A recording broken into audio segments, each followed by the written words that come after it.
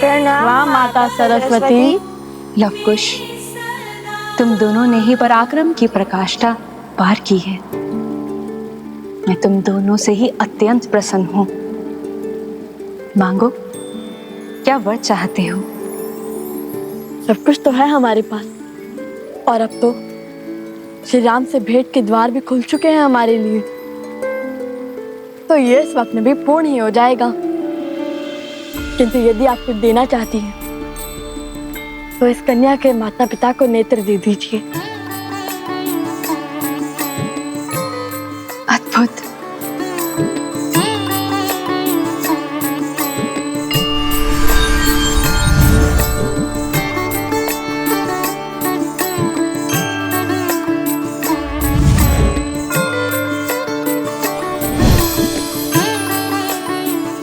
ये भगवान विष्णु का प्रतिरूप दिव्य शालिग्राम है। ये उस दंपत्ति को दे देना, उनकी दृष्टि लौट आएगी।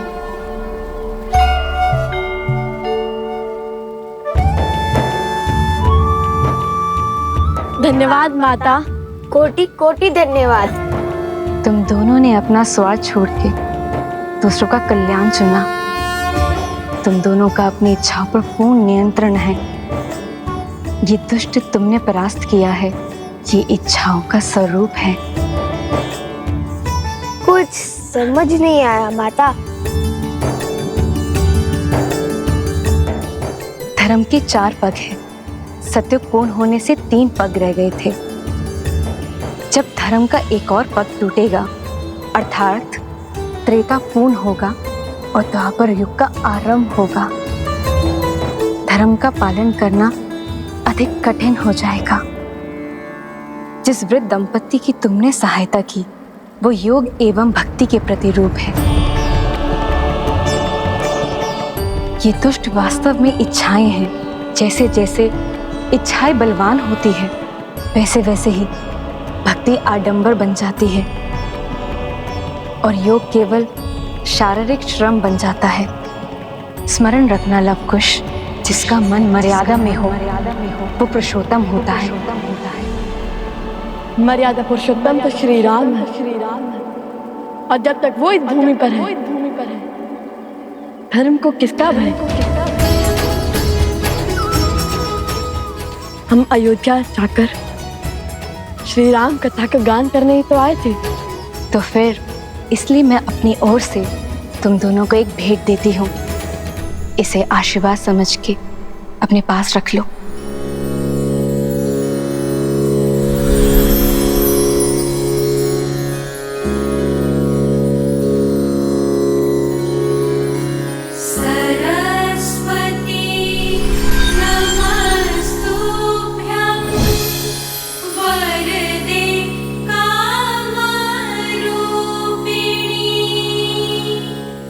कला अंतर मन के भाव को स्पष्ट करती है और ये वीणा तुम्हारे मन के भावों को ध्वनि देगी।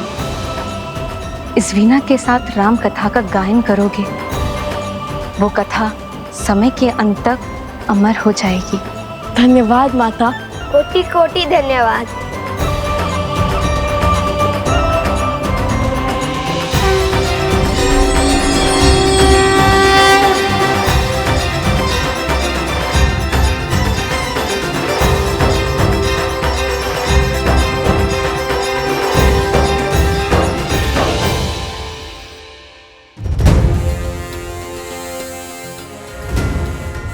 तनिक ऊपर से देखना होगा।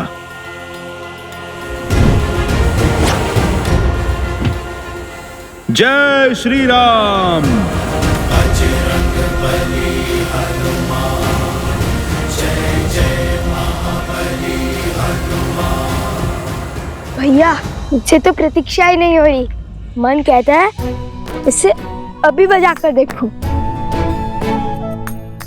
माता सरस्वती ने कहा था कि ये हमारे मन के भावों को ध्वनि देती है, इसलिए हम इससे राम भक्ति की धुन में गुंजाते हैं।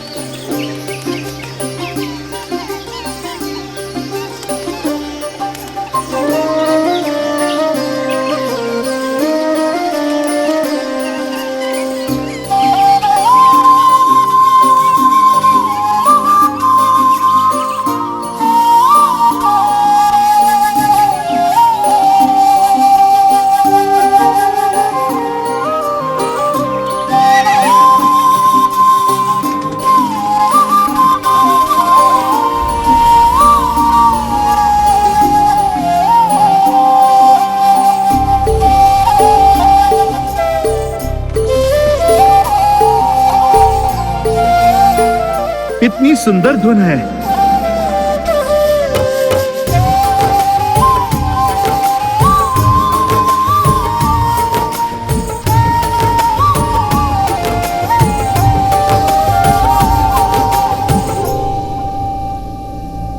गुरुवर,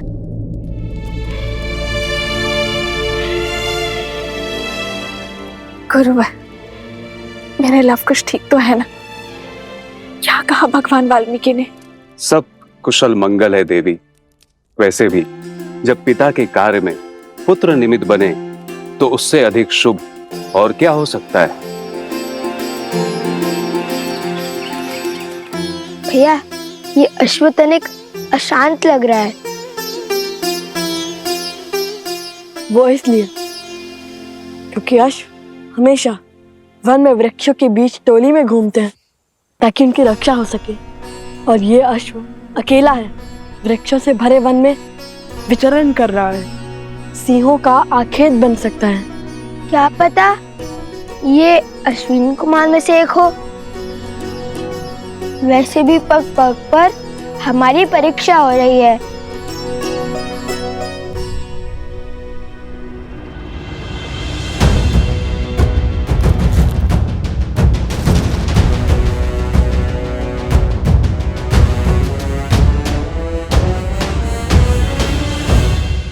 हर समस्या का जड़ अवश्य ही ये सोमकर्ण है। जब भी हमारे साथ रहता है तब कोई ना कोई संकट आ पड़ता है। नहीं नहीं, सत्य कुछ और है। जब जब मैं तुम दोनों के साथ रहता हूँ तब तब मुझ पर विपत्तियों का पहाड़ आ पड़ता है।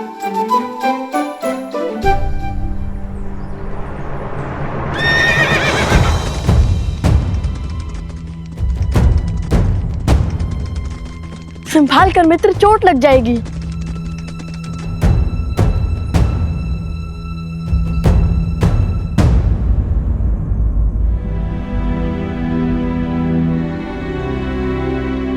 अति उत्तम भैया। ये तो अधिक उत्तेजित लगता है। जब मुझे उत्तेजना होती है तब माता मुझे राम नाम स्मरण करवाती है। तुम भी राम नाम का स्मरण करो मित्र। कुछ और सोचना पड़ेगा। सोच लिया।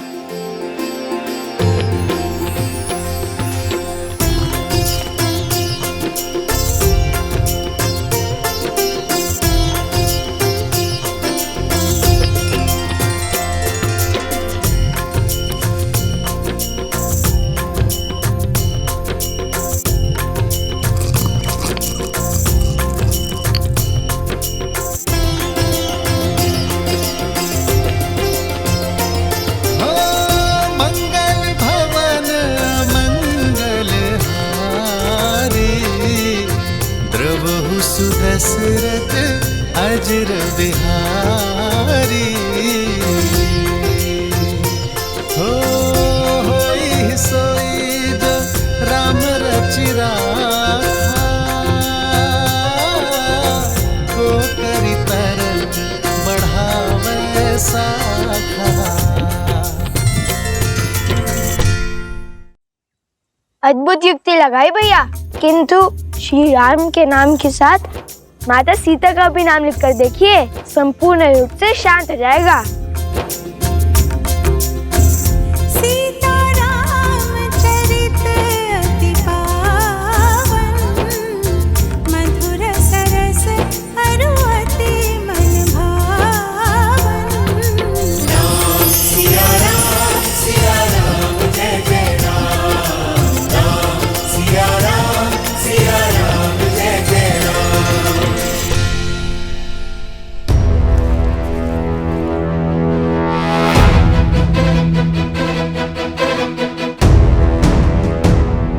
वो रहा अश्व।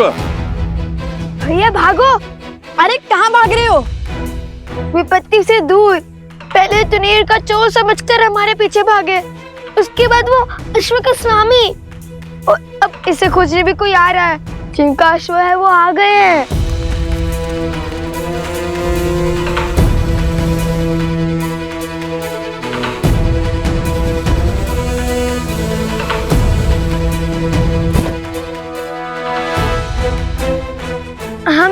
चलते हैं, कहीं हमें अश्व चोर ना समझ लिए। इन्हें समझाने लगे तो अयोध्या जाने का अवसर छूट जाएगा। बात तो उचित है। ठीक है मित्र, अपना ध्यान रखना। हम चलते हैं। यदि प्रभु श्री राम ने चाहा तो फिर भेंट होगी।